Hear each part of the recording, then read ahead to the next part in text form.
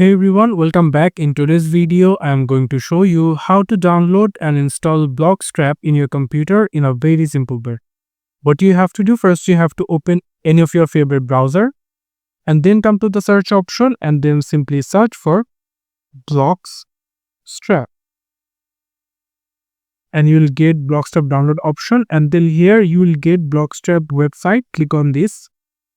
After scrolling down a little bit, you will find there is an option called Bloxstrap. So if you click on the download option and close the ad, and if you scroll down a little bit, you will find the latest version download called Download Bloxstrap V2 9.1.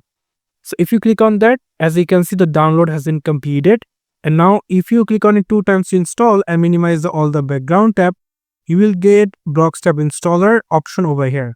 So from here, you need to select any of your preferable language and then simply click OK.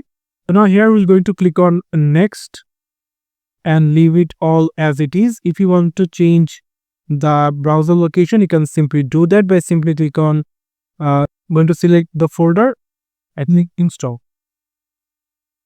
And now if you click on install and launch Roblox, you can simply do it. So right now, as you can see, it's rightly opened Roblox in your computer.